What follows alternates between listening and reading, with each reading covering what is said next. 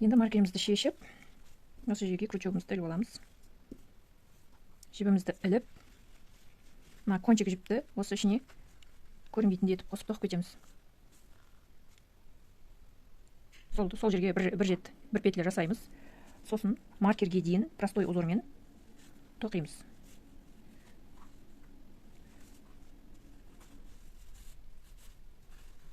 Маркерге дейін.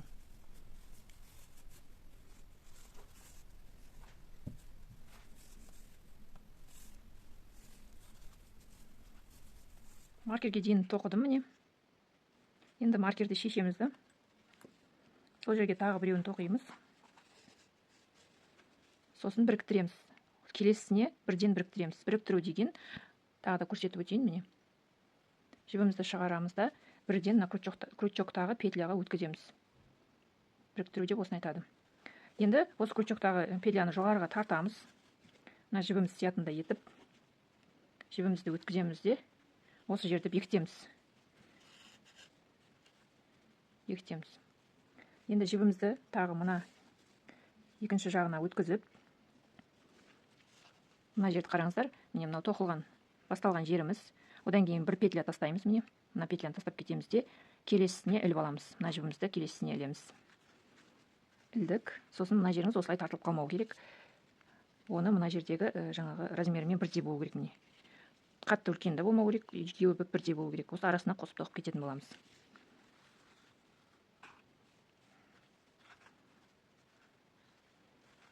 Осылай ұстап отырасыз да, мынаны осы жерден бір петля жасайсыз. Енді қараңыздар. Мына жерге біреуін түсіреміз, міне. Бір узор түсіреміз мына жерге. Қараңыз, қалай болады. Міне, тоқылған, басталған жеріміз бар ғой бұрынғы. Міне, сол жерге мына жібімізді бері қарай шығарамыз. Міне, крючокта екеуі пайда болды, я. Осы пайда болғасын, осы екеуінен осылай міне қараңыздар. Мына жіпті мына крючоктың несінен айналдырамыз, міне. Осы екі петлядан айналдырамыз. Осы узор, осындай узор. Әдемі шығады. Сосын барып крючоктан мына екі петлядан өткіземіз. Міне осылай шығу керек сізде де. Келесі міне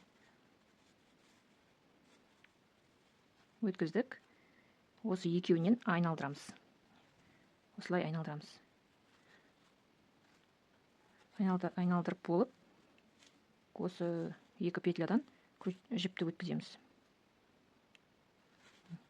Сонда мындай узор шығып жатыр, көрдіңіздер ме? Міне келесісі. Ешқандай не тастамайсыздар, очередьпен осылай бірінен соң қаз-қатар тоқып кете бересіздер. Осылай айналдырамыз жіпті. Сосын барып, осы екеуінен өткіземіз. Тағы да көрсетейін. Осылай, осы екеуін крючоктан айналдырамыз да, мына екеуінен өткіземіз. Көрдіңіздер ме, қараң, басқаша болып шығып жатыр. Дәл осылай мына жерге дейін тоқисыздар. Міне осы жерге дейін тоқыдық, міне. Манағы біріктірген жерімізге тағы біреуін тоқимыз. Қараңыздар. Манағы біріктірген жерімізден біреуін шығарамыз. Тағы да крючоктан айналдырып жібімізді. Осы екеуін іліп шығарып аламыз. Енді мына бір петляны тастаймыз да. Келесі петляға мынаны тастап кетеміз, мынаған біріктіреміз.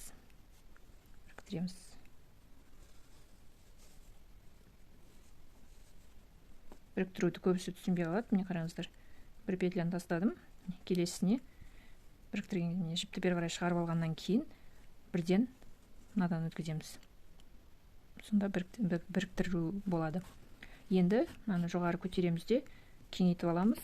Жібімізді ішінен шығарып, мына жерді бекітіп тастаймыз.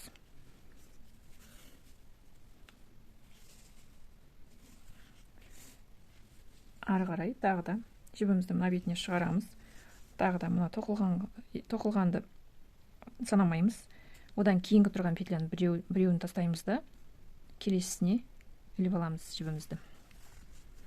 Мына жер тартылып қалмау керек. Осымен бірдей болу керек. бір петля жасап, ары қарай. Енді бұл жерде былай болады. Мына жерге тоқимыз міне, жанына. Бізге былай қарай үлкейіп бару керек, бас қосып барамыз. Сол себепті міне мынау бізде манағы бастаған узорымыз, иә, бастаған ең бірінші неміз. Енді соның мына жанына біреуін қосып кете береміз. Міне мынаған қосамыз, міне жанына. Узор жоқ жерге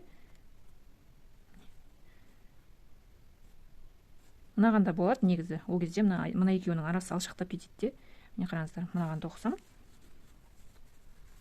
Сіз келесісін мынаған емес, мына жерге тоқуыңыз керек болады. Мына сызықтан кейін тоқуыңыз керек болады. Сол себепті алшақтап кетпеу үшін біз міне мына узордың мына жанынан аламыз. Жанынан өткіземіз. Сосын крючоктан жіпті айналдырамыз.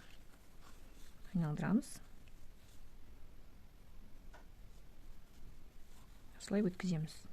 Келесі міне мына жерде. Мына сызық болып тұр ғой. Осының арасынан есептей бересіздер міне.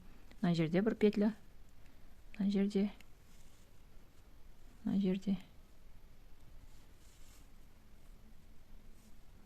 Былай сызық жатыр. Осы сызықтың арасынан бір-бірден тоқып кетесіздер каждайына. Келесі міне крючоктан айналдырамыз.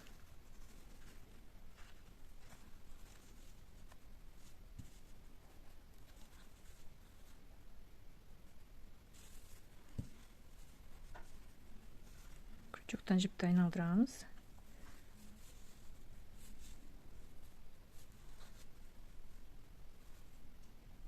Осылай шығу керек. Міне осындай узор шығады. Мына жерді түсіндіре кетейін тағы да.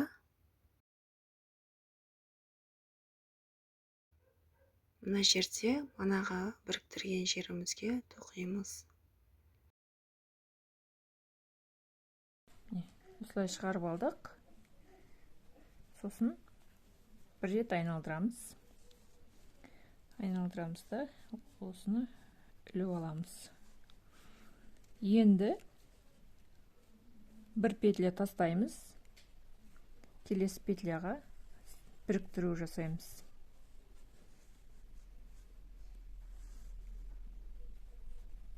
Енді осы жерден жіпті шығарып аламыз.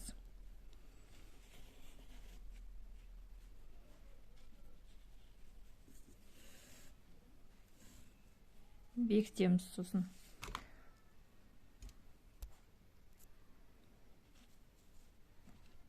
Келесі қатар барлығы сол бір немен қайталанып тоқылына береді. Міне. Мына тоқылғанды есептемейміз. Одан кейінгі біреуін тастаймыз, келесісіне ілеміз. Міне. Іліп алдық. Мына жері тартылып қалмау керек. Осымен бірдей болу керек.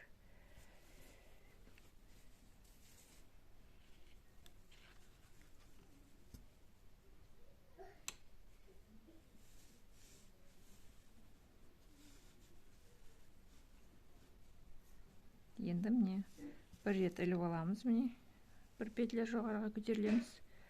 Сосын міне көрдіңіздер ме? Мына узор мына жерде тұр. Енді осының жанынан аламыз. Жанынан көрдіңіздер ме? Міне мына жерден аламыз. Жанынан. Мана да дәл солай, алдындағы қатарда да солай жасадық. Мынау біреу, екеу, үшеу деп осылай есептелінеді. Осы арқылы білесіздер. Сонда бізде міне әр қатарда екі неден қосып барамыз. Мына жаққа біреу, мына жағынан біреу. Мына жағынан біреу қосамыз. Мынаны аралары, міне араларына тоқитын боламыз. Мына жерге, міне. Сонда шатаспайсыздар да арасына тоқып, әрқайсысына біреуден тоқисыздар. Мына жерде де шатаспаңыздар. Мынау узор, мана басталған бірінші узорымыз. Енді осы бірінші узорымыздың жанынан өткіземіз. Крючокты жіппен бір айналдырамыз.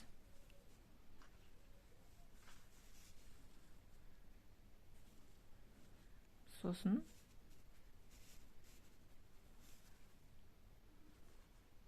енді міне келесі мына жер өткіздік. Осы екеуінен жіпті айналдырамыз. Осылай. Сосын осы екеуінен өткіземіз. Осындай узор шығып жатыр. Осылай мына жерге дейін тоқисыздар. Біреуін тастап отырасыздар. Міне тоқылғанды есептемейсіз. Мынау жаңағы тоқығанымыз. Оны есептемейсіз. Одан кейінгі мына бір петляны тастаймыз. Келесісіне іліп аламыз. Ары қарай мына жер бізде тоқылған болады. Мынаны тастаймыз. Мынаған өткіземіз. Мынаны тастаймыз, мынаған өткіземіз. Через одного. Солай мына жерге дейін тоқисыздар. Узорын қараңыздар, міне. Сондай узор болып шығу керек. Ерекше әдемі узор. Енді менің жағдайымда міне мынандай болып қалды. Бір ғана петелька болып қалды. Енді осыған тағы бір қатар тоқып жібереміз. Міне. Жаңағы тоқылған, содан кейін біреуін тастап, содан кейін келесісіне тоқып отыр едік қой. Енді менің жағдайымда міне осылай болды. Біреуі қалып қалды. Енді осыған іліп алып тоқи беремін. Кейбір жағдайда мынандай жағдай болып қалады. Мына жағында, мына жерде қазір міне бір-бірден ауысып тұр ғой менде. Мына жерде біреу, мына жерде біреу, екеуі теңдей. Ал кейбір жағдайда былай болады. Мына жерінде екеу, ал мына жерінде біреу қалып қалады. Немесе былай общий санап шыққанда, мына жерінде бір 10-ы, мына жерінде 12-сі, 13-і болып қалады. Если сондай болған жағдайда, сізде теңестіріп аласыздар. Мысалы үшін, мына жағында да 10, мына жағында да 10 болу керек. Ал теңестіруін қалай теңестіреміз? Оны өткенде ютубқа алдыңғы сабағым, тапочка сабағымнан да қарап алсаңыздар болады. Мына жерде жаңа айтып тұрмын ғой, біреуін қалдырмай-ақ тоқи береміз деп. Дәл сол сияқты, мысалы үшін мына жағы 10 делік, ал мына жағы 12 болып кетті делік. Мына жағы бізде үлкен болып тұр, дұрыс па? Сол себепті мына жағынан қалдырмай тоқимыз да, мына жағынан біреуін қалдырып, сосын келесісіне ілеміз. Сонда жайлап екі жағы теңеседі. Сондай болған жағдайда негізінде ондай болмау керек. Менде де кейде болып қалады, сондай екі жағы тең емес болып. Оны мынадан білсеңіздер де болады, былай қараған кезде мына екеуі, мынау шамалы төменірек, немесе мынау шамалы төменірек болып қалады. Қисық екені прям көрініп тұрады. Қазіргі жағдайда енді мен тағы бір қатар, мына жерден тағы бір қатар тоқимын. Тоқылған петлямыз, одан кейін жаңағы тоқылмаған біреуін тастамаймыз, сол өзі біреу-ақ қалды, сол себепті осыған тоқи береміз.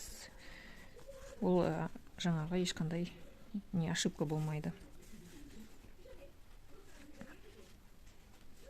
Ал если мына жердің бәрін сол тастамай тоқи берсек болмай ма деген сұрақ туындаса, олай болмайды, өйткені мына жер сізде жабылмай қалады. Ол кезде мына жер бар ғой, үлкен болып кетеді. Сол себепті біз біреуден тастап отырамыз. Ал жаңағыдай басқаша узорға қарайды енді.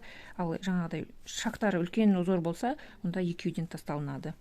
Мына жағдайда бізде шақтары кішкентай узор, сол себепті осылай біреуден тастаймыз. Іліп аламыз. Сосын міне осы жерден жанынан аламыз да, крючогымыздан айналдырамыз мына жіпті. Айналдырып осыдан іліп аламыз. Келесісі мына жер. Осылай крючоктан бүйтіп айналдырдым. екеуінен шығардым. Дәл осы қалыппен соңына дейін тоқисыздар да, мына соңына қалған мына бір петляға біріктіреміз. Жерде бізде ешқандай петля қалған жоқ, не көріп тұрғандарыңызда. Енді мына жер көрдіңіздер ашық қалды. Ашық қалғанда енді біз мынаған біріктіретін боламыз. Оны қалай жасаймыз? Қараңыздар, мына жерден біреу, екеу, үшеу. Міне біреу, екеу, үшеу. Үш қатар аламыз. Міне қазір біріншісінен ілеміз. Дәл манағыдай способты пайдаланамыз.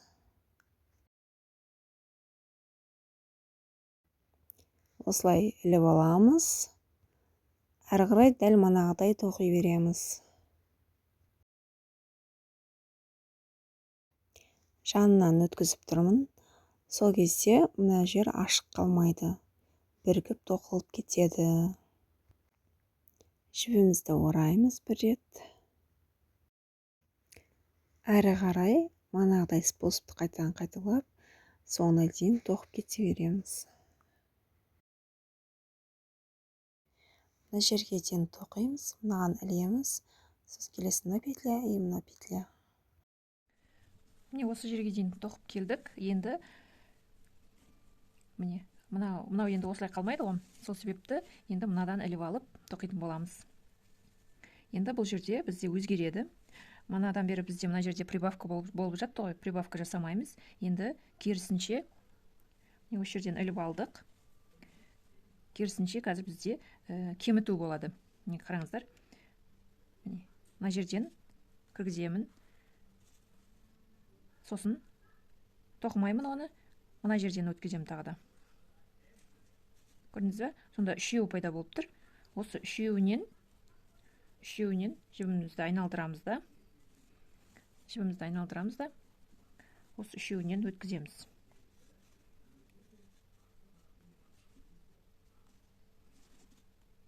Міне. Әрі қарай жалғастырып тоқи береміз. Әрі қарай әрқайсысына бір-бірден тоқимыз. Осылай соңына дейін, мына жерге дейін тоқыңыздар. Бұл жерде де өзгеріс болады. Мына жағына да келдік. Қараңыздар, енді бұл жерде тағы да кеміту болады бізде. Осылай біреуінен өткізіп аласыз, сосын келесіне тағы да. Сонда бізде крючогымызда 3 петля пайда болады. Міне. Осы үшеуінен жібімізді айналдырамыз. Сосын барып үшеуінен өткіземіз. Сосын мына жерге біз біріктіреміз. Міне.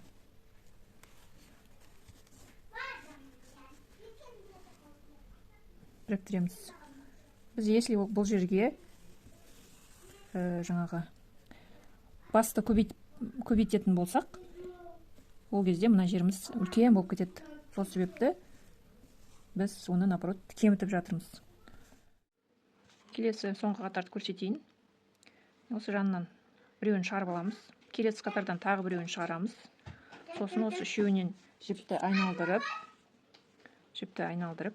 осы үшеуінен өткізіп аламыз. Қалғандары бұрынғыша әрқайсысына бір-бірден тоқисыздар. Осы жерде бізде бау болады. Мына жерде жинақтап тартып тұратын бау болады. Мына жерде. Қазір оны тоқып көрсетемін. Оны біреуліктен тоқимыз, бір жіптен. Кәдімгідей. Осылай бау жасап аламыз.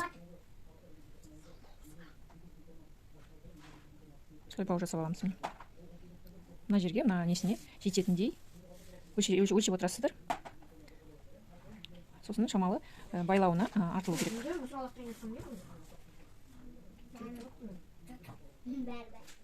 Міне осындай пластмассовый тұқымаға арналған ине бар. Осындай инені үш жағынан өткізіп, балеткамыздың ортасынан бастаймыз. Резинка өткізгендей. Осылай міне біреуін қалдырып іліп отырамыз. Міне біреуін қалдырамыз, келесінен ілеміз. Біреуін қалдырамыз,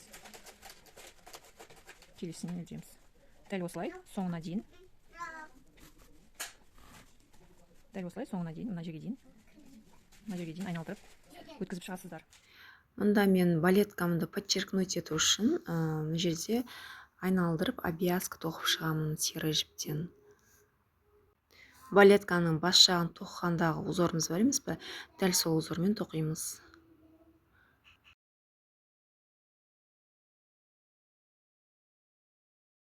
Не тоқып болдық. Серый обвязканың ішінен мен бауымды өткізіп алдым. Сіздерге мен творчестволық сәттілік тілеймін. Келесі видео сабақтарда кездескенше.